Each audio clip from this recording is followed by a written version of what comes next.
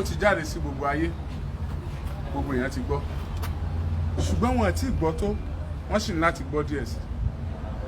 Ìdí tí wọ́n ṣe ní láti gbọ́ díẹ̀ sí ni pé ó yẹ ká tiẹ̀ mọ irú ẹni tí wọ́n pa, ibo ló ti jáde, àwọn èèyàn rẹ̀ ń kọ́, báwo ló ṣe rìnrìn àjò ẹ̀ tẹ́lẹ̀. Ó sì yẹ ká mọ irú ẹni tó pààyàn, irú èèyàn wo ni, ṣérù nǹkan bẹ́ẹ̀ sọmọ lọ́wọ́ ẹ̀ rí, bóyá mistake ni, bóyá òun sì kọ́ o. Ó sì yẹ ká mọ ipa tí ọlọ́pàá kó àti àwọn èèyàn wa. Ó súnmọ́ ká má dárúkọ ọ̀pọ̀lọpọ̀ nínú wọn, ká má là á mọ́lẹ̀, ṣùgbọ́n mo mọ̀ pé tó bá jẹ́ wípé irú ọmọ tí wọ́n pa yìí tí ò bá sí àwọn èèyàn náà, tó yẹ pé ìlú Èrúwà, Ìbàràpá, ó jẹ́ ibi tí ojú ti ká ojú, tí wọ́n ti mọ́ra wọn, tó bá ṣe ibì kan tí wọn ò ti ránra wọn ni, àwọn ẹbí ọkùnrin tí wọ́n pa yìí nìkan ni wọ́n bá máa dẹ́kun sùn. Ẹ jọ̀ọ́, ẹ gbowó lọ́wọ́ mi kí n lè sùn mọ́jú. Iṣẹ́ tá a mọ̀ pé ń ṣe nìyẹn. Tuntun yẹ kẹ́rù ó bà mí, síbẹ̀ ni tó lò hòtẹ́ẹ̀lì gan ló yẹ kó gba security. Kán wá má bàa mọ yọ ẹni tó ń lo hòtẹ́ẹ̀lì ẹ̀ lẹ́nu, kán lè máa ní àlejò sí. Regular customer, regular client lárákùnrin yìí jẹ́ lóòtẹ́ẹ̀lì tá à ń sọ yìí o, Hilton hotel. Regular client tí wọ́n ní, ẹja gbọ́rọ̀ lẹ́nu ẹni tí ẹni tó kù ìgbọ́mú lẹ́nu ẹ̀ gan, ẹ̀gbọ́n rẹ̀ gangan, ọmọ ìyá, ọmọ bàbá. Báwo ni wọ́n ṣe rìn tọ́rọ̀ fi débi tó dé yìí? Ṣùgbọ́n tá a mọ̀ báyìí ni pé wọ́n fi aṣọ ilé ìtura Hilton, wọ́n fi wé arákùnrin tá à ń wí. Wọ́n wá jù sínú páálí, wọ́n wá lọ bò mọ́lẹ̀ nígbà tí wọ́n yọ ohun tí wọ́n fẹ́ yọ. Ẹ já gbọ́rọ̀ lẹ́nu ẹni tí í ṣe ẹ̀gbọ́n arákùnrin gan, báwo ló ṣe ṣẹlẹ̀. Ọlọ́run ṣàánú wa o. Ẹ dákun bò là ń lọ gan-an. Ẹni tó ní hòtẹ́ẹ̀lì yìí, òun náà ló ní Odùduwà University. Ẹnu ìgbà tọ́rọ̀ ìṣẹ̀lẹ̀ a tún ti ń gbọ́ àwọn nǹkan kan tó ń ṣẹlẹ̀ ní Odùduwà University ṣáájú àkókò yìí. Àṣé àwọn tọ́rọ̀ yìí ń ṣẹlẹ̀ sí wọ́n ké wọn rò ń gbàgbé ni. Ọ̀pọ̀lọpọ̀ àwọn èèyàn ti ń sọ̀rọ̀ lóríṣiríṣi, wọ́n ti ń sọ bíi 5 bíi 6 tó ti ṣẹlẹ̀ ní ilé ìtura yìí gangan. A chartered accountant, a director of finance ní multinational company, ọmọ ẹnìkan 37 àbí 37 years old man, father of 3. Ìyá rẹ̀ ń bẹ o, bàbá rẹ̀ ń bẹ o, ọmọ àgbẹ̀kù àbá, àgbẹ̀ níyá, àgbẹ̀ ní bàbá. He struggled to have education. Ó fẹ́ ṣe masters ẹ̀ ní Ọbáfẹ́mi Awólọ́wọ̀ University. Òun ló ṣe lọ́wọ́, iná ló gbé délé ìtura yẹn. Kì í sọkùnrin tó máa ń ṣèṣekúṣe, tó máa ń gbóbìnrin sùn. Tó bá sọkùnrin míì ní bó ṣe l'opportunity àti lọ rúbẹ̀ yẹn, kò ní sùn mọ́jú, òun àtobìnrin míì ní ó jọ sùn. A wá máa trace ibi tí wàhálà ti ṣẹlẹ̀. Bóyá obìnrin yẹn ti lọ, a ní bóyá obìnrin yẹn ló pa á. Mo rántí ọ̀rọ̀ CEO tẹlifíṣàn kan tó kúnjò ní, tó yẹ pé láti hòtẹ́ẹ̀lì náà ni wàhálà ti ṣẹlẹ̀. Tí wọ́n ti arábìnrin tó gbésùn tí wọ́n tì mọ́lé, táwọn èèyàn sọ pé kí wọ́n túlẹ̀, kí wọ́n fìyà jẹ àwọn oníròyìn fọ̀rọ̀ pọ̀ lọ́fun, tí wọ́n tún gbé issue ẹ̀ lọ sí House of Representatives pé wọ́n ti ń disturb ẹ̀ jù káwọn oníròyìn má dọ́dọ̀ ẹ̀ mọ́.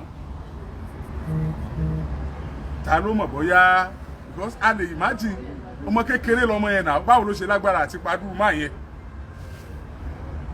Nǹkan bẹ lẹ́yìn nǹkan. Ẹ jẹ́ á gbọ́ o bó ṣe ṣẹlẹ̀ gan. Mo kí gbogbo ọmọ Nàìjíríà, mo dúpẹ́ lọ́wọ́ Alhaji Oríyọmí Hamzat fún àǹfààní tí wọ́n fún mi láti wá sí orí afẹ́fẹ́ láti wá sọ bí nǹkan ṣe bẹ́ẹ̀ bí ọ̀bẹ ṣe jẹ́. Èmi ni ẹ̀gbọ́n Adégòkè Timothy Olúwadámiláre chartered accountant doing his master ní Ilé Ifẹ̀. Bó ti jẹ́ eléyìí ní ọjọ́ 5 ṣàwà níbẹ̀ yìí torí òun pẹ̀lú àwọn ọmọ Àbújá ni wọ́n bèè sí pẹ̀lú ìyàwó. Ó ṣe masters ẹ̀ ní Ilé Ifẹ̀, ó wá fún exam ni. Ó land ní Àkúrẹ́ port, ó dẹ̀ gbé mọ́tò wá sí Ifẹ̀. Ó lodge sí hòtẹ́ẹ̀ tí a mọ̀ sí Hilton Honor Hotel ní Ilé Ifẹ̀. Wọ́n ní Ramon Adégòkè Adédoyin òun ló ní ilé ìtura yẹn. Ó sanwó fún 2 nights which is 37,000 naira, 85 per night òun ló sanwó hòtẹ́ẹ̀ yẹn. Ó dẹ̀ wà níbẹ̀ lélẹ́yìí. Ìyàwó ẹ̀ pè ní alẹ́ ọjọ́ Friday bí dédé aago 8 ọkọ mi báwo ni ìrìnàjò yìí ń bólẹ̀ wà. Ó sọ fún ìyàwó ẹ̀ pé òun wà nílé ìtura, òun fẹ́ sinmi díẹ̀, òun dẹ̀ kàwé fún ìdánwò tó ní lọ́la. Ìpè tí ìyàwó pè kọ́yìn náà nìyẹn, ìyàwó ń jẹ́ kó fún lára balẹ̀ kó sùn. Ó dé ọjọ́ kejì Saturday, ìyàwó pè ṣúra Saturday yẹn, ìyàwó ò rí iṣẹ́, ẹ̀rọ bá ń rẹ̀ sí ring kò bí kọ́. Sunday náà bẹ́ẹ̀ náà ni ìyàwó ńlá ti pe àwọn àtàjẹ́ ẹbí ẹ̀. Òun pe ọkọ òun tó jẹ́ ọmọ tí yóò gbé kọ́, kí ló ṣẹlẹ̀ sí?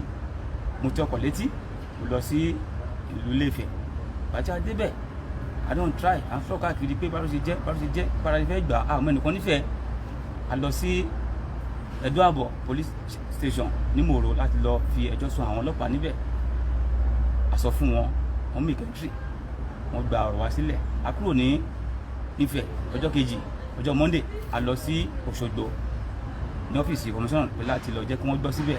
Wọ́n direct wá sí anti-kidnapping department state Òṣogbo command. Adé ọ̀dọ̀ àwọn anti-kidnapping yẹn, ọmọ wa ló sọnù là ń wà.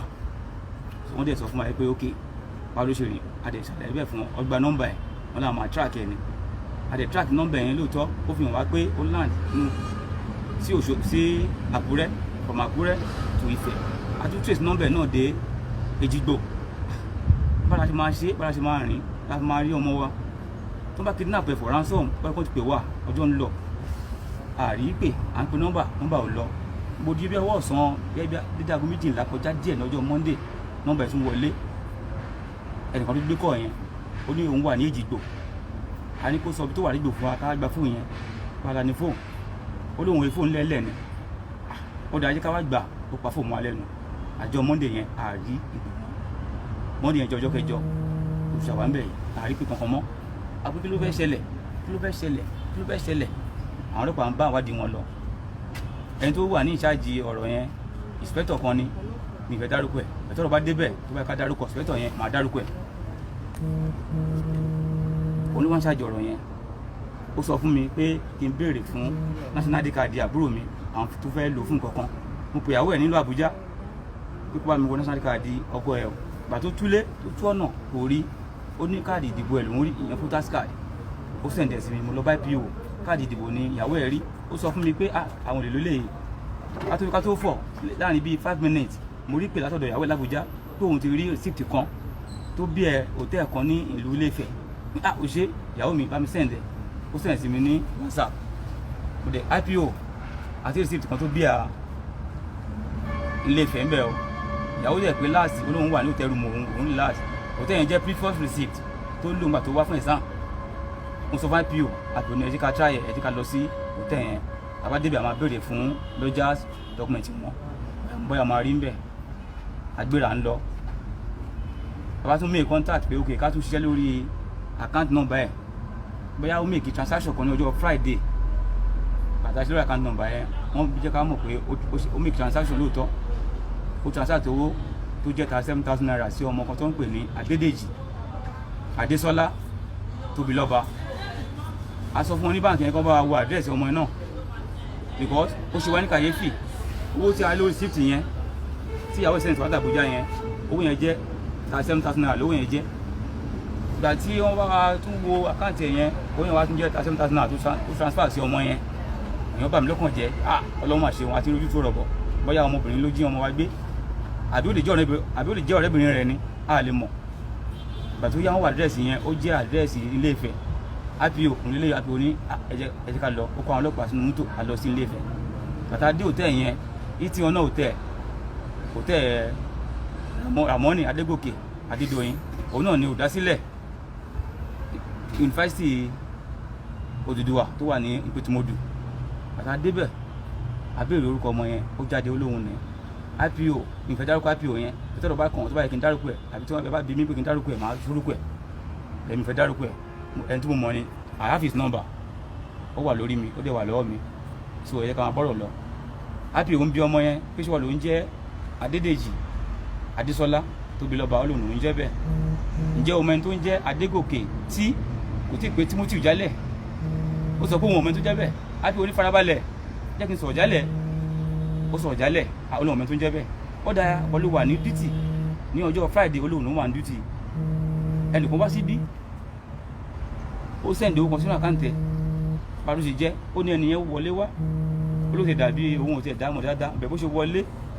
olóhùn fẹ́ gba yàrá ó lè lò ní yàrá àwọn alátẹ̀ńtà ẹ̀mí ó yẹ sọ̀rọ̀ yẹn ibi fẹ́ gbá ojú ẹ̀ IPO ní kíní sùúrù èlò ní yàrá yín báwo àti rí previous receipt ó sì wà lọ́wọ́ wa that means ó ní ẹ̀dí mọ price room hotel yẹn ó ti ń sunbẹ̀ tẹ́lẹ̀ wọ́n á tún béèrè pé ó tún wá ń bí ẹ pé èlò ní yàrá yín ẹni tó ti ń wá akẹ́ ìbéèrè náà ni pé tí rìmú wà ń lẹ̀ ó máa wà ń lẹ̀ èwo ló wà ń lẹ̀ ló máa bí yín á lè sanwó fún yín ká má fọ̀rọ̀ gùn ó ní ó lóòótọ́ ló sanwó sákàǹtì òun ó sì bá tiẹ̀ lọ ó lóun padà bọ̀ àwọn ohun ọ̀dẹ̀ rí mọ́ wọn tó mọ̀ náà nìyẹn kò jù bẹ́ẹ̀ lọ IPO tó wá rí bẹ́ẹ̀ ẹ fún wa ní dọ́kúmẹ̀ntì ẹ ti ń lọ́ọ̀yà àwọn èèyàn wọn bí jáde IPO gbà ká tó kúrò níbẹ̀ IPO ti ṣiṣẹ́ lórí dọ́kúmẹ̀ntì yẹn torí ó gbìyànjú tó bá ṣe ohun tí ọ̀dà mo máa sọ ó yá fẹ́ mo wà yìí tó bá ṣe ohun tí ọ̀dà mo máa sọ inspector yẹn ó gbìyànjú lórí àárín yẹn díẹ̀ ó ti wò ó a ti rí pé nọ́mbà receipt kan ti miss IPO wa ń béèrè ń pèsè wọn pé receipt yìí ti miss kí ló fà á tí ẹ ṣe jump sí nọ́mbà yìí ó yẹ kó bẹ̀rẹ̀ láti nọ́mbà yìí ni kí ló fà á bẹ̀rẹ̀ láti fún mi kí ló ṣẹlẹ̀ sábúrò mi bàtà ń bá a lọ IPO fi hàn kọ̀ sọ ọmọ ẹbí lọ́wọ́ ó arrest ẹ̀ àgbé lọ sí Òṣogbo láti fẹ́ wọ́n máa nú bá wa ó bá ọmọ yẹn sọ̀rọ̀ ó ń lọ́yà lòun pé òun máa bá ọmọ yẹn ní Òṣogbo kó má wọ̀rí kó má tẹ̀lé wa lọ Adóṣogbo wọ́n tún bí lọ́rọ̀ kò jẹ́wọ́ the following day mo débẹ̀ ní IPO sọ fún mi pé ní development ti jáde o pé a máa ń láti lọ sí Ifẹ̀ láti lọ tún make order arrest IPO màkúṣẹ́ amúra agbọ̀nàfẹ̀ bẹ̀ká tó lọ IPO jẹ́ kí n mọ̀ pé ọmọ yìí ti òun ló fi ọ̀nà hàn wá tó fi jẹ́ pé ká tún fẹ́ lọ arrest àwọn márùn-ún mi wípé ọmọ yẹn ní kó òun mú document àgbà ní hotel yẹn wá ọmọ yẹn wá mi rí báyìí pé orúkọ yìí kì í ṣe orúkọ òun ni láti yìí láti mú dẹ̀ kọ́ definitely wọ́n ti doctor document yẹn ọmọ yẹn wá ní kí IPO fún un ní fóònù ẹ̀ ọmọ yẹn tẹ fóònù yẹn IPO gbà lọ́wọ́ ẹ̀ ó wò ó ti rí i pé ọmọ yẹn ti snap document yẹn sí orí fóònù ẹ̀ àwọn tó lọ ìṣó hotel yẹn lọ́jọ́ yẹn wọ́n jẹ́ 16 mẹ́rìndínlógún ni wọ́n orúkọ àbúrò mi ní number 1 Adégòkè Timothy Olúwadámiláre room 305 ní wọ́n allocate fún and he paid 37,000 naira for 2 nights followed by other name the name making 16 èyí tó ń tẹ̀gbẹ́ fún wa ní hotel yẹn 15 ló wà ń bẹ̀ IPO ní báyìí a ní láti lọ sí Ifẹ̀ láti lọ make more arrest wípé receptionist ti ọmọ yìí Bísọ́lá yìí tó hand over fún the following day àti àwọn others tó ń jọ ṣiṣẹ́ get them arrested àgbé wọn wá sí Òṣogbo ládébẹ̀ àgbé wọn láti tó gbé wọn ní Adédoyin yìí tó ní hòtẹ́ẹ̀lì yìí tó ti ń wá náà àti ṣe pankipanki níbẹ̀ yẹn wọ́n lè testify sí IPO lè testify sí èmi tí mo ń hot tẹ́pà búrò mi ni wọ́n ṣe nǹkan tí ò dáa fún tí mo ń hot tí mo bá búrò mi Adédoyin wá ń ṣe sìmẹ̀sìmẹ̀ àtàwọn ọ̀rẹ́ kan níbẹ̀ mo plus wọn fẹ́ cause nuisance níbẹ̀ lọ́jọ́ yẹn they have to beg me pé kí n ní sùúrù ọ̀rọ̀ ní sùúrù kan eléyìí o Adédoyin àwọ̀ ju ọkùnrin náà ń pè ẹ́ tí ẹ bá ṣọ́ra ẹ máa fi ṣe ṣòpin o tó dáa ń gbọ́ series of things nípa ọ̀tẹ̀ yẹn tẹ́lẹ̀ òkè ṣàkọ́kọ́ kì í ṣe kejì kì í ṣe kẹta kó ti tó bí ẹ̀kẹfà tí àwọn lójúàt máa ń miss níbẹ̀ yẹn pé bẹ́ẹ̀ torí àwọn family wọn ò lẹ́nu ń bẹ̀ ṣé ẹni tó bá lówó sí kọ̀ọ̀rọ̀ ayé wa ni tó lórí nìkan ló ní ayé ni alówó àlówó àjọ ní ayé yìí ni lóòótọ́ àwọn olówó bẹ́ẹ̀ aléèyàn àti lọ́rọ́run mo sọ fún Adédoyin bẹ́ẹ̀ yẹn lọ́jọ́ yẹn he tried to beg me Adédoyin sọ pé my brother take it easy sorry sorry for yourself sorry for what you say I should sorry for what sorry my food I want my brother so with the help of the police around wọ́n sábẹ̀ mi wọ́n mú mi àwọn mọ́tò ìsúnmọ̀ ìwé a lọ sí Òṣogbo ọ̀la márùn-ún yẹn a kó wọn lọ báyìí bàtà adéṣogbo the RPO and the OC anti-kidnapping Òṣogbo wọ́n interview wọn orally pé bá ló ṣe jẹ́ wọ́n gbé kinní tagbà ní document tagbà ló tẹ̀ yẹn lọ́jà names contact tagbà ló tẹ̀ yẹn wọ́n á bí wọ́n ní kọ̀ọ̀kan pé ta ló ṣe jẹ́ ọ̀kan ní ṣẹ́kà lòun ìkejì ní òun ni manager 4 ọ̀kan ní òun ni receptionist eléyìí lòun lọ́dítọ̀ wọn ló handle fà kíni fún wa náà ṣòwò tí ọdítẹ̀ ni olóhùn tí ọdítẹ̀ ok ẹ sọ báwo ni orúkọ ẹni ṣe mix báwo ṣe mix àti ó dẹ̀ ṣú ẹ̀ fún lórí fóònù Adésọlá yẹn àbí Tóbilọ́ba yẹn pé ẹ wá wò ó wọ́n dẹ̀ rí wọ́n yanu ni ìpínlẹ̀ òótọ́ àwọn sáyẹn ilé yẹn àwọn kọ́ńtọ́tù ẹ̀ ni àti òní kan jẹ́wọ́ wọn jẹ́wọ́ until the following day but one of them náà tá a mú yẹn wọ́n pè láàfà ọmọ Èjìgbò ni and through our tracking I track ẹ̀ pé fún ẹ̀ d'Èjìgbò and someone pick it pé òun wà d'Èjìgbò wọ́n yóò májì adẹ̀ tún mú àfà yẹn ó fún jẹun Èjìgbò ìyẹn receptionist yẹn wọ́n á pè àfà yẹn pé àbí wọ́n bi àfà yẹn pé àfà ìgbà olóyè kó close ní ẹnu iṣẹ́ ó ní 12 to 12 ní ìgbà ló close ó ní 8 ní ń bọ́ lówó lọ olóńlò Èjìgbò kí ló lọ sí Èjìgbò olóhùn lọ family house òun lọ kí wọn òun lọ lé nǹkan kan ṣẹ́ni pé ọ̀rọ̀ yìí ti rí bákan àgbẹ̀wò sọ fún IPO pé IPO olójútu àfà àti director iléeṣẹ́ yẹn Adédoyin kó bá mi wá àbúrò mi nǹkan tí mo fẹ́ nìyẹn kó bá mi wá àbúrò mi later ní wọ́n ṣe wá bá wọn investigate lọ wọ́n bá wọn sọ̀rọ̀ bẹ́ẹ̀ wọn mo tètè jẹ́wọ́ bẹ́ẹ̀ mo dúpẹ́ lọ́wọ́ mo sọ síwájú mo dúpẹ́ lọ́wọ́ Alhaji Oyomi Hamzat fún àǹfààní tí wọ́n fún mi torí àwọn studio wọn báyìí nígbà tí dúpẹ́ lọ́wọ́ àwọn ọmọ Nàìjíríà torí wọ́n dìde sí wa wọ́n pa àlẹ́ nìkan ọ̀bẹ̀ alọ́lọ́run wọ́n dìde sí wa mi fẹ́ máa dárúkọ àwọn yẹn pọ̀ tí wọ́n dìde tó já àwọn lágbára tó ní mo sọ fún Adédoyin mo confront ẹ̀ Adédoyin I will tell you we hold this Nigeria this country together tẹ́bá wọ́n ló wà influential ó ń kó security rìn bíi 5 6 7 eléyìí ò jẹ́ wá justice must prevail in this case Adédoyin wá rán lọ́ọ̀yà sí mi lọ́ọ̀yà wá sí Òṣogbo láti Ifẹ̀ ó wá ń bá mi I don't know the name of the lawyer but I know him by saying the lawyer called me my brother come mo ní why are you calling me say I want to talk to you okay kí ló ṣẹlẹ̀ ó ní my brother what do you think we can do before what do you think we can do to what who are you ó ní lọ́ọ̀yà ta ni ó ní Adédoyin lòun do for what ó ní on this matter which matter on this case which case if you want me to say anything can we have a round table meeting round table discussion round table for what are you trying to bribe me I'm representing the whole family Adeoke family here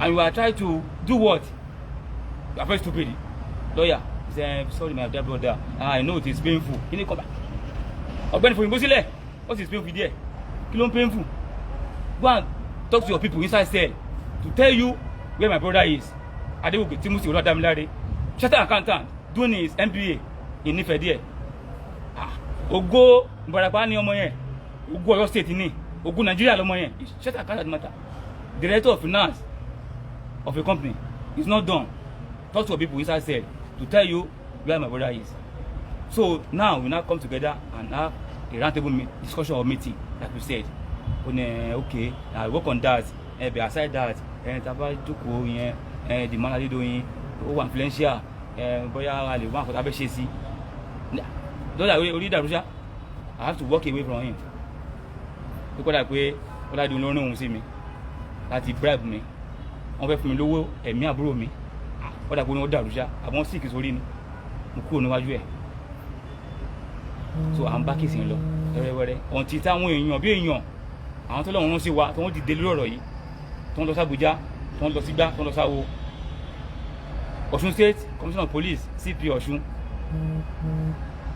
ọrùn ẹ̀ ti kún orí fóònù ẹ̀ ti kún fún ìpè ó wá láti pe DC pẹ̀lú IPO pẹ̀lú OC anti-kidnapping pé you have to treat this case well mo dúpẹ́ lọ́wọ́ commissioner yẹn láàrin yẹn so they now call us pé ká wá bá wọn nífẹ̀ẹ́ a lọ sífẹ̀ the commissioner now order pé kán lọ arrest Ramon Adégòkè Adédoyin òun ló ní hòtẹ́ẹ̀lì yẹn, òun lè ní founder Odùduwà University. So Odùduwà University àti Odùduwà University pẹ̀lú Ifẹ̀ City Polytechnic with College of Education, I don't know. Maye of Ifẹ̀. Maye of Ifẹ̀ òun ni. So people are now saying different things. Nífẹ̀ẹ́ kí n tó kó nífẹ̀ẹ́ lọ́jọ́ ìlànà yín sọ pé wọ́n náà wọ́n ọmọ kan pé Chartered Accountant ni wá ṣe MBA ní Ifẹ̀ ń bí, wọ́n náà wọ́n wọn yẹn hòtẹ́ẹ̀lì Adédoyin ló máa lọ́ọ̀jì sí. Adédoyin bó ṣe máa ń ṣe nìyẹn, báyìí ó lè fẹ́ ṣàṣe mọ̀ bó ṣe máa ń ṣe nìyẹn. Owó ẹ̀jẹ̀ ní ń lo òun náà du Ọọ̀ni of Ifẹ̀, ó fẹ́ jẹ́ òun bá wọn fífa ṣẹlẹ̀ wọ́n ní ọwọ́ ẹ̀kún fẹ́ jẹ́ bó ṣe máa ń ṣe nìyẹn. Ó dà pé àwọn ìyá ń gbàdúrà pé ó lè yóò fi lè ṣàṣe mọ́. Mo lè dúpẹ́ pé Commissioner of Police Ọ̀ṣun wọ́n ti ọ̀dà kan lọ arrest ẹ̀. In fact àwa lọ́wọ́ ọ́fíìsì Commissioner of Police níjẹta tó ń fi arrest ẹ̀ bá wa níbẹ̀ ni pẹ̀lú àwọn èèyàn mi. Wọ́n dẹ̀ gbé wá, wọ́n dẹ̀ kàn lọ take statement ẹ̀, wọ́n dẹ̀ lock it up with his influential. Wọ́n dẹ̀ lọ tìmọ́lé báyìí, ó wà ní àtìmọ́lé báyìí sọ̀rọ̀ yìí. A dẹ̀ fẹ́ kí òtítọ́ kó farahàn jù báyìí lọ, ìdájọ́ òdodo lórí ọ̀rọ̀ yìí kó farahàn. Ọmọ náà nìyí o, Adégòkè Timothy Olúwadámiláre, Chartered Accountant, 37 years old.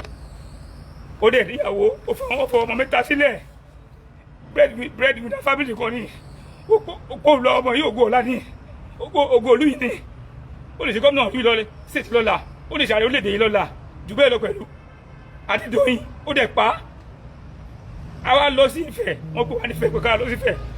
Àáfàá tó wà ní àwọn staff hotel yẹn àti manager, àwọn méjì wọn àwọn ọlọ́pàá kó wọn sínú mọ́tò, àwọn lọ ṣóòbí tí wọ́n sin òkú àbúrò mi sí. Wọ́n wá pè wá ká wá síbẹ̀. Ká tó wọ Ifẹ̀ báyìí very close to Adédoyin hotel, bẹ̀rẹ̀ lọ sí àbúrò tèmi sí. Aṣọ ní hotel ni wọ́n fi yí àbúrò tèmi, ni wọ́n fi yí àbúrò mi, ni wọ́n fi yí báyìí, wọ́n gbé sún pálí, wọ́n wá lọ sí ẹgbẹ́ títí inú igbó. Chartered Accountant wọ́n dẹ̀ pa ògo ẹ̀ mọ́lá olú, wọ́n dẹ̀ fa olú yẹn tú. Ṣe mi fẹ́ máa ṣépè, ó dáfẹ́ mo wà, mi fẹ́ máa ṣépè, mi bá máa fi òòṣà mẹ́rìndínlógún tó wà ní Ifẹ̀ ṣépè ni, àti òòṣà mẹ́rìndínlógún tó wà ní ìlú Èrú àwọn ṣépè ni. Mẹ̀wú tún fi yìí nígbà yín ṣépè yìí o, òòṣà mẹ́rìndínlógún tó wà ní Ifẹ̀ mo fi ṣépè fún Adédoyin, kò ní bọ́m̀bẹ̀. Adédoyin yóò kú sí ibi tó wà yìí ni, àti àwọn mẹ́fẹ̀ẹ̀fà àti akó yìí torí ó pa mí lẹ́kún. Adédoyin yóò sunkún ni, gbogbo àwọn fámìlì ìrántí ni ẹkún ni wọ́n máa sun wọn nílé. Òòṣà mẹ́rìndínlógún tó wà ní Ilé-Ifẹ̀ mo fi ṣépè fún Adédoyin, òòṣà mẹ́rìndínlógún tó wà ní Ìbàràpá méjèèjì mo ṣépè fún Adédoyin, gbogbo àwọn tó tún láyé èrò mo fi ṣépè fún Adédoyin. Àwọn àjẹ́ Adédoyin wọ́n kẹ̀yìn sí, gbogbo ṣó wọ́n kọ̀yìn sí, àwọn tó nílẹ̀ àwọn nílẹ̀ wọ́n kọ̀yìn sí Adédoyin. Adédoyin kò rí bá ṣe láṣẹ ìdùnmọ̀rẹ́ Adédoyin, gbogbo ohun tó fi òwúrọ̀ ẹ̀ ṣe yóò bàjẹ́ mọ́ lójú ni. Adédoyin náà tó bá bí gbẹ ọmọ ọ̀kọ̀ọ̀kan sí nínú wọn, mo ṣépè fún Adédoyin. Ramon Adégòkè Adédoyin tó ní Odùduwà University ní Ilé-Ifẹ̀ mo ṣépè fún. Máyé of Ifẹ̀ tó bá bí gbà ọmọ ọkọ̀ náà àwọn òní sí, tó pa mí lẹ́kún, ó pa mí lẹ́kún, àwọn òbí mi pa wọn lẹ́kún. Adédoyin àti àwọn ọ̀rẹ́dún ẹkùn wọn á sunkún kẹ́ ayé wọn ni, dáadáa dédé ní agbèrè ayé wọn. Àwa wú wọn mú wa lọ, àáfàá yẹn ó ní ọmọ òjìgbò lòun, ó jọra wọn náà. Ọlọ́pàá gbé sínú mọ́tò àti mánéjà àwọn méjì wọn á mú wọn lọ síbi tó ń sàbúrò mi sí, wípé lóòótọ́ àwọn làwọn pa ní táwọn sí ni. Ẹgbẹ́ àwọn ọmọ Nàìjíríà, ẹjọ́ yìí President Buhari ó dọwọ́ yín, gbogbo sẹ́nẹ́tọ̀ ó dọwọ́ yín, gbogbo ẹ̀yin rẹ̀ l'Abuja ó dọwọ́ yín, gbogbo wọn á tún rọ gómìnà Ọ̀yọ́ state tọrọ ọmọ ẹ̀ ní His Excellency Ṣèyí Mákindé, ọ̀rọ̀ yìí ó dọwọ́ yín o, ọmọ yín ni o,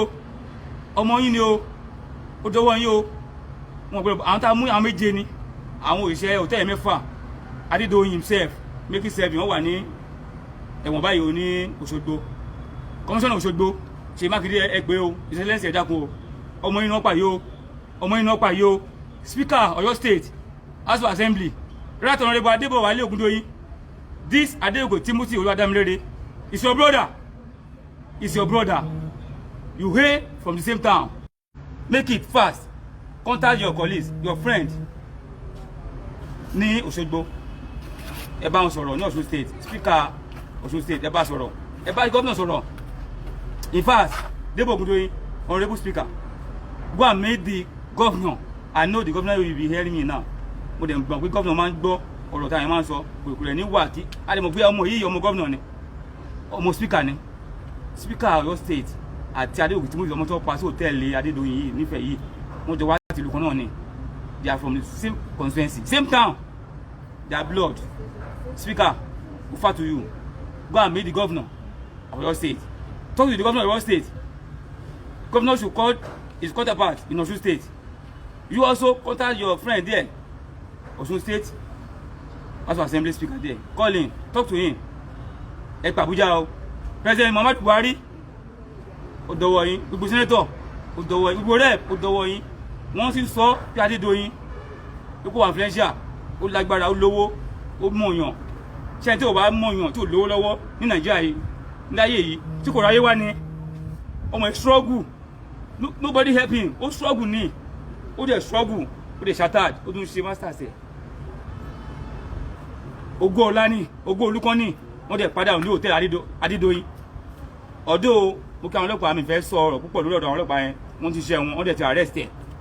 Ó ti wà ní cell báyìí. Bẹ́ẹ̀ mo fẹ́ kí n dájọ́ òdodo lórí ọ̀rọ̀ yìí kó wáyé. Kó wáyé. Mo fẹ́ kó wáyé. Ìyá ọmọdékùnrin yìí ó ń bẹ nílé. Ó bá rí ìyá yẹn láti 12 days ago tá ti ń wá wọn yẹn. Ìyá yóò jẹun. Go to Rwanda now. You will see his mother there. Tẹ́ bá bí ìyá yẹn ṣe rí. Ẹ wò pé kí ló ṣe yá yìí. Àbúrò sick láti bí ọdún méjì ni. Ìgbà tí ò jẹun ó ń ronú. Ó náà ti pa ọmọ òun. Ṣùgbọ́n kó fẹ́ kú níbẹ̀. Ìyá yìí jẹun ọmọ 37 years. Ó dẹ̀ fìyàwó sílẹ̀. Ọmọ 3 ló fi sílẹ̀.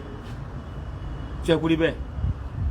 That honourable speaker of Oyo State, please do something fast, urgency. No ọ̀rọ̀ yìí. Governor Ṣèyí Mákindé, ọmọ inú ọ̀pá yìí o, lọ́ṣun o, ẹ má wòran o. Ṣèyí Mákindé, governor Oyo State, ẹ má wòran o. Wọ́n ti pọ̀ ọmọ yìí o. One of the chartered accountants ní Oyo State náà ti pa yìí o. One of the master holder náà ti pa yìí o. Ọmọ yìí ni o. Governor Ṣèyí Mákindé, ẹ má wòran o. Wọ́n ti wá láti kúnlẹ̀ àti speaker ni o. Ẹ má wòran o. Mo dẹ̀ mọ̀ pé ẹ̀ ní wòran, ẹ̀ ní wò abẹ́. Ìgbà tí ẹ rí òkú ẹ̀ yẹn, ṣé ẹ notice pé court kankan wà lára ẹ̀? Ẹ ṣe aláàjì má sọ débẹ̀ mẹ́mú ń lọ yìí ọ̀rẹ́ ń bà mí lọ́kàn jẹ́.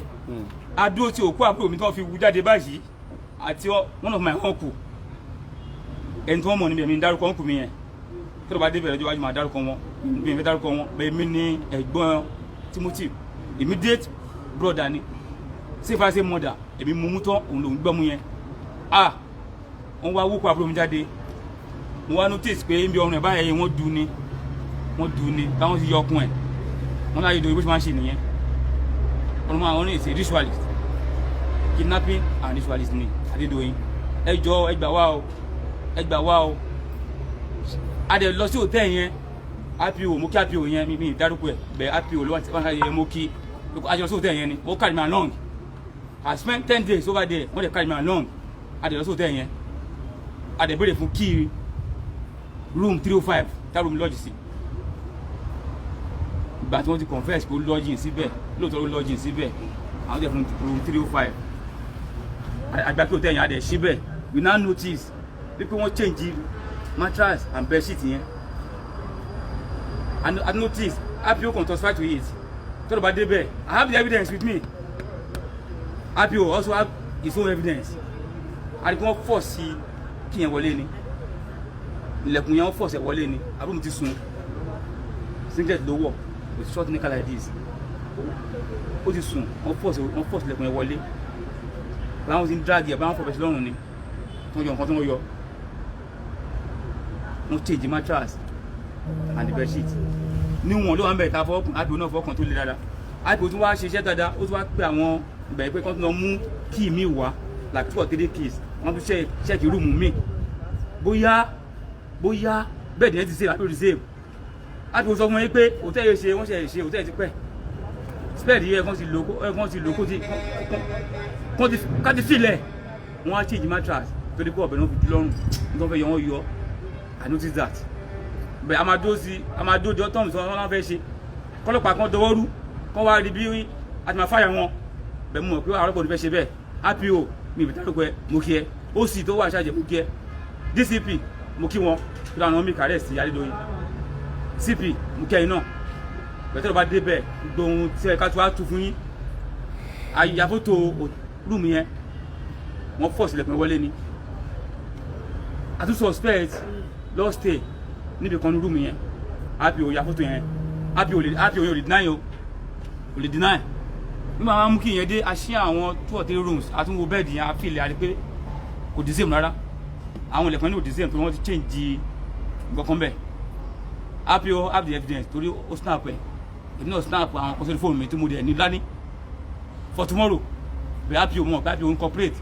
kò ní compromise láyé ìyẹn IPO yẹn bẹ́ẹ̀ tó fẹ́ compromise we fire him we fire them díẹ̀ bẹ́ẹ̀ mọ̀ pé àwọn ọlọ́pàá yẹn wọ́n try tó ń bá try ni wọ́n ní máa dọ̀ yìí wọ́n ti mú bẹ́ẹ̀ ìdájọ́ òdodo ní kó wáyé lórí ọ̀rọ̀ yẹn wọ́n du ọlọ́run yẹn ni wọ́n du ọ̀run yẹn wọ́n yàn kán bẹ́ẹ̀ bí a fẹ́ dúró de autopsy yẹn kó jáde ká wo nǹkan tí wọ́n sọ àárọ̀ ni mò ń gbọ́ tí wọ́n ní àwọn ọmọ Oòduà University àti Ifẹ̀ Polytechnic City àbí kí wọ́n porúkọ wọn ní wọ́n lọ tẹ̀ ìpélébé kan wọ́n ń pín káàkiri fún àwọn ọmọ school pé irọ́ ni o àbúrò tèmi ò lọ ìṣó hòtẹ́ẹ̀lì Adédoyin wọ́n fẹ́ ba ayé olè kọjá ni lábùdó wọn dàrú ni àmọ́ sick sórí ni we have evidence before receipt ó wà lọ́wọ́ wa document ó dẹ̀ on the 5 yẹn lọ́jà gbogbo wọn wà evidence wà lọ́wọ́ IPO lè deny ó wà orí fóònù Abisola àbí lórúkọ ọmọ yẹn ẹ̀yìn tóbi lọ́ba yẹn Adésọlá Adédèjì ó wà lórí fóònù ẹ̀ IPO tó bẹ́ẹ̀ kó delete ẹ̀ lórí fóònù ẹ̀ kò tó bẹ́ẹ̀ kó delete ẹ̀ ó wà lórí fóònù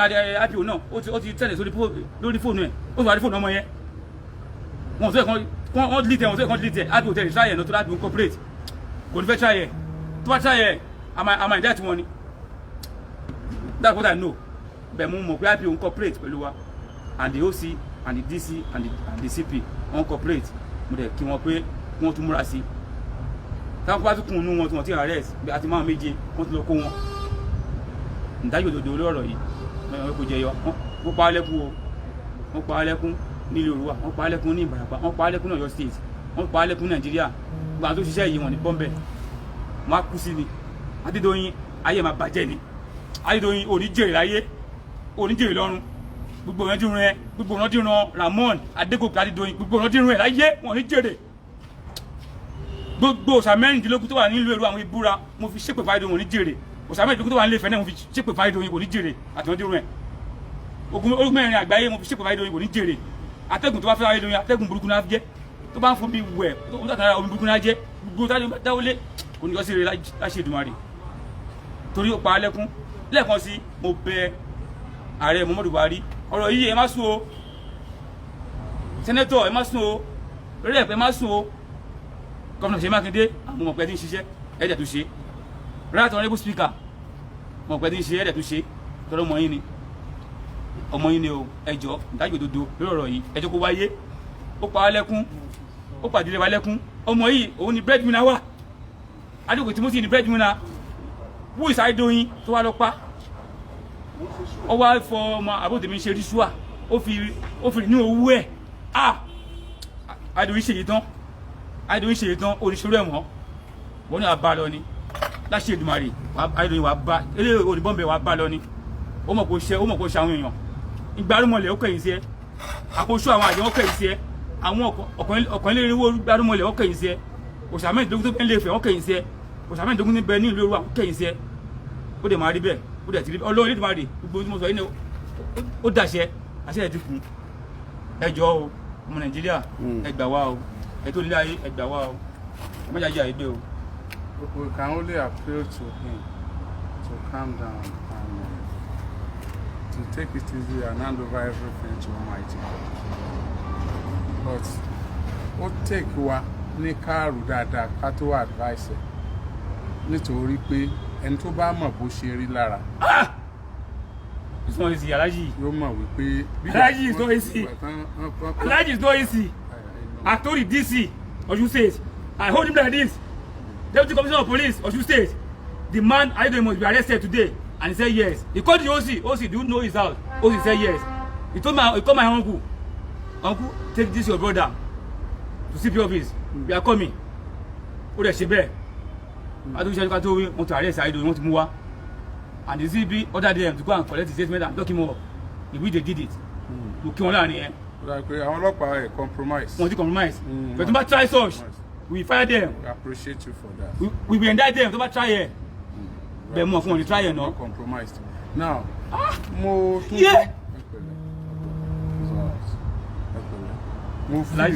mo fi pain. Alhaji, my brother, my immediate brother, Ramon Adégòkè Adédoyin, ó dẹ̀ pa. It's not good, it's unfair. it's unfair aláàjì it's unfair kò dáa aláàjì tí ẹ tó bá lówó tí ò léèyàn tí kò ráyé wá ni tí ẹ tó bá lówó láyé tí ò wá influential tí kò ní gbé ayé yìí ní aláàjì tí kò ráyé wá ni if you don't have money if you don't know people if you don't have long leg aláàjì tí ẹ máa kú ni aláàjì ṣe kó kú ni tí wàá lówó ṣe kó kú ni aláàjì ṣe kó kú ni olówó ráyé wá bí tí olówó ráyé wá àbẹ tí olówó ráyé wá ẹni tí olówó ráyé wá aláàjì tí kò ráyé wá ni ẹ dákun ẹ bá ẹsọ gómìnà lọ stéètì. dáàdì ńkọ́ dáàdì wa ń bẹ ẹ bá bó ṣe rí ẹni tó sọra tẹ́lẹ̀ ẹ bá bó ṣe rí mọ́mí wa ẹ bá bó ṣe rí ìsìn ẹ pìtì mu àbẹ̀wọ́ aláàjì àwọn òbí wa àbẹ̀mú ni wọ́n gbẹ̀gbẹ̀ lórí wa pé ká jẹ́ ìwọ wọ́n máa wà jáde wọ́n gbàdúrà fún wa máa ní ọmọ yìí agbára ọlọ́wọ́ ẹ̀jẹ̀ èèyàn bẹ́ẹ̀ láàrin yín olúwayọ láàrin yín olùsìyọ àwọn anéyìn ní jàrímù bẹ́ẹ̀ láàrin wa olúyọ Ramon Adégòkè Adédoyin nílẹ̀fẹ̀ ó dẹ̀ tu olú yẹn ó fà tu owó ẹsẹ̀ lájì ó dà bẹ́ẹ̀ tó dà bẹ́ẹ̀ lájì tó dà bẹ́ẹ̀ lájì. This is pathetic. Ẹ má worry, calm down. Ní agbára Ọlọ́run, justice will prevail on this matter.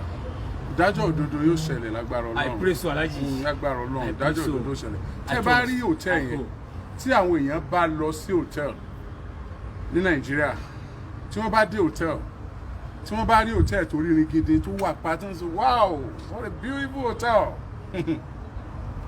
Ọkàn yóò balẹ̀ yóò sùn pé security wà dẹ́ wọn ní ṣe ritual lóòtẹ́ẹ̀lì tẹ́ ẹ bá lo tówẹ̀ míì tẹ́ fi nura báyìí ẹ ti ń ṣe àwògùn yín tẹ́ ẹ bá sùn sórí bẹ́ẹ̀dì míì lóòtẹ́ẹ̀lì báyìí tẹ́ ẹ bá ní àǹfààní láti gbé mattress yẹn sókè ìtì ń bẹ lábẹ́ bẹ́ẹ̀dì yẹn nítorí lágbára ni lóòtẹ́ẹ̀lì tẹ́ ẹ bá daṣọ òbora tí ń bẹ lóòtẹ́ẹ̀lì bora lóòtẹ́ẹ̀lì míì ogún èèyàn ti ṣe àrèdànù wọn wá fẹ́ bí yín níbo làá wàá máa sùn tá a bá délùú tá a nílé ṣé bó hòtẹ́ẹ̀ náà làá sùn wọ́n dẹ̀ ti gbowó wọn no wonder ọ̀pọ̀lọpọ̀ ti sọ pé hotel business is a lucrative business kì í ṣe pé owó táwọn èèyàn san làwọn kan rì láìlé lórí nínú wọn wọ́n ń wo àwọn tó ti ní hòtẹ́ẹ̀ tí wọ́n lówó wọn ò mọ̀ wípé ritual ọ̀pọ̀lọpọ̀ ń ṣe kì í ṣe gbogbo wọn o ṣé ẹ gbọ́ mi kì í ṣe gbogbo wọn o àwọn kan ní hòtẹ́ẹ̀ tó yẹ pé owó tí wọ́n ń gbà wọlé ń bẹ̀ òun náà ni wọ́n ń ná o wọn ò bá yéèyàn jẹ́ o bọ́ tí èèyàn bá rí hòtẹ́ẹ̀lì hilton hòtẹ́ẹ̀lì yìí tó bá ń ka mí ní méjì nífẹ̀ẹ́ kò sí nínú hòtẹ́ẹ̀lì tó wà lọ́wọ́ ẹ̀yìn hòtẹ́ẹ̀lì tó rí dáadáa ni location wà pa wọ́n ṣe ìta rẹ̀ tó rí rigidi tó pé tí èèyàn bá wọ bẹ̀ yóò pé no kì í ṣe hòtẹ́ẹ̀lì jẹ́kúbẹ́ àwọn hòtẹ́ẹ̀lì jẹ́kúbẹ́ yẹn rí bẹ́tọ̀ gan lèèyàn ti lè máa bẹ̀rù pé bóyá wọ́n lọ ritual mo tún gbọ́ pé kan tún ṣẹlẹ̀ lẹ́kọ̀ọ́ hòtẹ́ẹ̀lì ńlá náà wọ́n pè é nẹ́tíwọ̀kì ti lọ mo gbọ́ pé kan tún ṣẹlẹ̀ lẹ́kọ̀ọ́ hòtẹ́ẹ̀lì ńlá náà wọ́n pè é Nàìjíríà níbo là ń lọ ó dà àwọn ọmọ tí wọ́n ń kẹ́kọ̀ọ́ ní Odùduwà yunifásitì a mọ̀ ṣe nǹkan a gbọ́ pé tó ti ń ṣẹlẹ̀ nílé ìwé yẹn náà máa yìí náà wọ́n dẹ̀ ló ní yunifásitì lẹ́nu ìgbà tọ́rọ̀ ìwà ṣẹlẹ̀ wọ́n ní PR tí Ramon Adégòkè Adédoyin ṣe hẹ́ hòtẹ́ẹ̀lì yẹn nìyẹn bá fi àwọn èèyàn bóyá wọn ò rí hòtẹ́ẹ̀lì yẹn lẹ́ ń wò yẹn o hòtẹ́ẹ̀lì yẹn lẹ́ ń wò yẹn o wọ́n ní PR tí Ramon Adédoyin Adégòkè tó ṣe pẹ̀lú àwọn òṣìṣẹ́ rẹ̀ àwọn tó gbéṣẹ́ fún ni pé wọ́n wá lọ tẹ pamphlet kan jáde wọ́n wá lọ sí ilé ìwé Odùduwà yunifásitì rẹ̀ tó dálẹ̀ àti Ifẹ̀ City Polytechnic tó dálẹ̀ wọ́n wá pínwé yẹn pé wọ́n fẹ́ bà lórúkọ jẹ́ ni o àwọn ti ṣe research o àwọn ti rí i pé ọmọkùnrin tí wọ́n ń wá yẹn kò lọ́ọ̀jì sí hòtẹ́ẹ̀lì hilton hotel o kò lọ́ọ̀jì sí hòtẹ́ẹ̀lì Ramon Adédoyin Adégòkè o wọ́n wá háwé yẹn káàkiri tọ́ fíwé yẹn bá tẹ̀ ẹ́ lọ́wọ́ ṣó mọ̀ pé wọn náà ò ní fẹ́ káwọn òbí rẹ̀ sunkún lórí rẹ̀ ṣó mọ̀ pé ọ̀dọ́ ni ọkùnrin tá à ń sọ yìí ó lè ṣeéṣe kó jẹ́ pọ̀ ọ̀dọ́ nìwọ náà ó lè jágbàlagbà nìwọ náà ó dẹ̀ lè jẹ́ middle age o gbogbo ẹ̀ tí èèyàn bá nírú kí lórúkọ ọkùnrin tá à ń wáyé Adégòkè Timothy tá a bá nírú Adégòkè Timothy àsọmọ á nírú ẹ̀ àṣẹ̀gbọ́n àbí ká ní irú rẹ̀ àbúrò ta ló fẹ́ kí ògùn ná gbòǹgbò ìdílé òun kọ́ wọ mi? Ta ló fẹ́ kí ògo ìdílé òun kọ́ wọlẹ̀ láìpẹ́ ọjọ́? Ta ló fẹ́ fojú sunkún Olúọmọ? Kò sí. Wọ́n sì ní kẹ̀lẹ̀bẹ̀ balẹ̀ sára gírí. Ọlọ́kùnrin lọ́mọ bí tí nǹkan gbé ṣe nínú ara. Ẹ dákun torí Ọlọ́run. Ẹ̀yin èèyàn wa tẹ́ ń wo show yìí, mi ò mind kẹ́ copy ẹ̀ kẹ́ tún post ẹ̀ sórí show yìí oríṣiríṣi. I don't mind. Mi ò fi restriction kankan sí. Mi ò mind kẹ́ share ẹ̀ sí anywhere. A fẹ́ máa follow kéèsì títí tí wọ́n fi ṣèdájọ́ Rahmon Adégòkè Adédoyin máyẹ̀ Ilé-Ifẹ̀. Ọjọba ń fẹ́ o. Ilé ti yẹ o. Ọjọba ń fẹ́ o. Ilé ti yẹ o, Alhaji. Ṣé Fúlàní ni Rahmon Adégòkè Adédoyin? A ní Fúlàní pa wá. Ṣé Fúlàní ni Rahmon Adégòkè Adédoyin? Odùduwà yunifásitì ni yunifásitì rẹ̀ ń jẹ́ o. Ilé-Ifẹ̀ níbi tí alójú ti máa wáyé bí orírun lẹ̀ Yorùbá. Ọmọ ibẹ̀ ni o. Ó tún joyè ń fẹ́ o. Ọọ̀ni ti Ilé-Ifẹ̀ lọ́wọ́lọ́wọ́ báyìí nígbà tí ó fi débẹ̀ wọ́n jọ du oyè Ọọ̀ni ni o. Tó bá jẹ́ pé òun ló tiẹ̀ wá jọ̀ ní kọ́ báyìí. Ẹ̀yin tẹ́ ń wò wá. Tí ọba wa Ògúnwùsì tí ọba jẹ́ Ọọ̀ni, tó bá jẹ́ pé Rahmon Adégòkè Adédoyin lọ jámọ́ lọ́wọ́ ńgbà náà nǹkan náà. Kẹ́tù wá mọ̀ wo àwọn kẹ́tù wá lè mọ̀ tòsí lẹ́yìn ìgbà náà kán nítorí pé oúnjẹ Rahmon. Kán nítorí ìyẹn o àwọn tòsí lẹ́yìn. Ẹ wojú ayé wa, ẹ wo bí tá a wà, ẹ wo bí tí nǹkan dé dúró. Ẹ wo Nàìjíríà, ẹ wo bí tá a wà. Ṣé irú ọmọ bàyàn láti sùn lóòótọ́ ni? Ọmọ àgbẹ̀ kò àbà. Ó dẹ̀ struggle. Ó ṣe first degree. Ó ń ṣe second degree ẹ̀ lọ́wọ́ which is masters. But ó tún ti wá gbìyànjú chartered accountant. Gbogbo alámọ̀ tó take láti jẹ́ chartered accountant náà. Gbogbo alámọ̀ tó take láti jẹ́ chartered accountant. Mo sọ ọmọ olówó náà. Wọ́n ṣe pé nìkan gbówó fún un. Ó kàn fẹ́ jẹ́ èèyàn láyé. Ó fẹ́ mú àwọn òbí ẹ̀ kúrò nínú ìyà. Ó fẹ́ kí wọ́n máa kọrin ire kí ẹbí wọn. Ó fẹ́ dàbí Dr. Ismail Adéwùsì lérúwà. Ó fẹ́ dàbí àwọn èèyàn ńláńlá tó tèrúwà jáde. Ó fẹ́ kún wọn. Ọlọ́run sì ní oríṣẹ́. Director of Finance ní multinational company. Director of Finance ní multinational company. Ẹ lè imagine ẹ wo tí wọ́n waste dànù. Mo mọ̀ pé ibi tí Rahmon Adégòkè Adédoyin bá wà báyìí yóò regret pé wọ́n mọ̀ pé ẹni tó ń parí báyìí. But must you know? Must you kill human being? Must you? Must you kill human being? Kí ló ń wá láyé? Ẹ má wá sọ pé kí ni tún wá o. Ní tó ti ṣe kó tó ní ni o. Wọ́n máa ń renew rẹ̀ ni o. Wọ́n fi renew rẹ̀ ni o. Ẹ má sọ pé kí ló tún wá o. Kí wọ́n á ní future àwọn tó ń kàwé ní Odùduwà University báyìí. Àbí ìjọba ò ní fún wọn certificate mọ́ wọ́n ní wọ́n mọ̀ bá ṣe ritual. How many do we know like this? Ṣebí ìta àrí là ń sọ. How many hotels ló ń ṣe báyìí? Ṣebí ìta àrí là ń sọ. O ní university, o ní polytechnic, o tún ní wọ́n ló ní college of education náà tá àti ìmọ̀kọ rẹ̀ o. Ó tún ní hòtẹ́ẹ̀lì. Gbogbo ibi téèyàn lè wà tó ti lè rí ìyàn lò. Gbogbo ibẹ̀ ní dálẹ̀. Ẹ̀yin ọmọ Nàìjíríà ní gbogbo ibikíbi tẹ́ ẹ bá ti ń wò wá. Adúpẹ́pẹ́ wò wá. Adúpẹ́pẹ́ pín kíní ìka. Ẹ jẹ́ kí wọ́n mọ̀ pé eégún tó ti jáde leléyìí tó ti kúrò láì wò. Ẹ dákun tó ẹ torí Ọlọ́run. Ẹ dákun. Ẹ fọkàn balẹ̀. That is not easy. Ẹ pẹ̀lẹ́. It's not easy. Ìdájọ́ òdodo ó wáyé lágbára Ọlọ́run. I pray so, amen. Ìdájọ́ òdodo ó wáyé. Ìdájọ́ òdodo ó wáyé. Ìdájọ́ òdodo. Mo no deserve láti live. Mo no deserve láti live. Kò deserve láti live. Torí Bíbélì ní ẹni tó bá pa ni nípa idà náà ni wọ́n fi pa. O no deserve láti live. Ẹ má dárúkọ but mo fẹ́ kẹ́ appreciate gbogbo àwọn tó ti gbé gbèsè lórí ọ̀rọ̀. Ẹ má dárúkọ. Wọ́n kẹ́ alágbádá ló tiẹ̀ sí báyìí. Ẹ bá mi appreciate. Thank you very much. If not, we would like to appreciate. Mo appreciate our friends there, committee of friends. Tó jẹ́ àwọn friends àbúrò mi, I appreciate them all for their support. So far, our friends there, wọ́n try gan, wọ́n try gan. I don't want to mention them. But I appreciate my younger brother friends here and abroad. I appreciate them all. And the people stood beside us. In fact, I appreciate. I already they want to Abuja, 5G. wọ́n ti dé wọ́n wá bá kọ́míṣọ́nà ní Ọ̀ṣun wọ́n tún lọ wọ́n káàkiri mo appreciate àwọn náà mo tún appreciate company tí àbúrò mi bá iṣẹ́ appreciate them Charmaine Stone Company Matama Abuja appreciate their HR branch manager and all the staff appreciate them all for their support bẹ́ẹ̀ wọ́n lókun okùn nìbọn ró. I want to appreciate Speaker personally because of what he did. I will get there, sir. Okun nìbọn ró. The friends, please, ẹ má ṣe carry length o. Continue pushing. Continue working. And his company, Charmaine Stone, please, we appreciate you, but continue still pushing. We are in Abuja. Continue pushing, please. Please continue pushing. Mo appreciate the right honorable speaker. Although we don't know one, you know I don't mention others' name, but the speaker has to mention his name because speaker of your state has to assembly, and they are brothers. They are brothers. They are brothers. Hail from same town. Mo appreciate wọn speaker. Mo ti rọ́wọ́ yín speaker. Mo ti rọ́wọ́ yín káàkiri. Ẹ náà ti ń ṣe mo ti ń gbọ́rọ̀ ibẹ̀ ṣe ń ṣe. In fact, ẹ ti pè mí èmi àti sọ̀rọ̀. Èmi náà ti pè yín.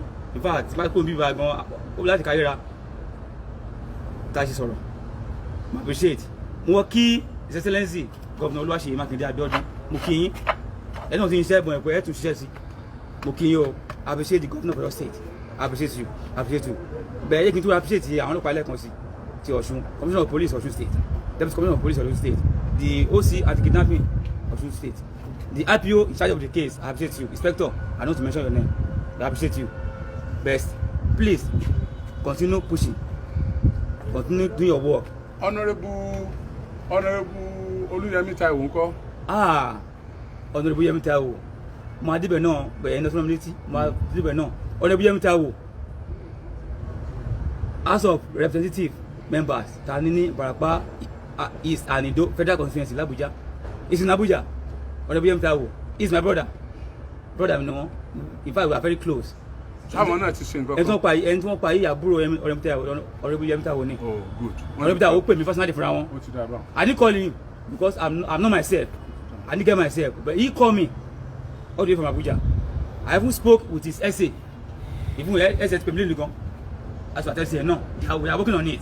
If Honorable Yẹmí Táíwò promise me pé àwọn máa tẹ́gbọ̀ ẹ̀ ní city àwọn, in which I know if you do it, as of rep, city wọn náà máa tẹ́gbọ̀ ẹ̀ níbẹ̀, àwọn máa take all necessary step.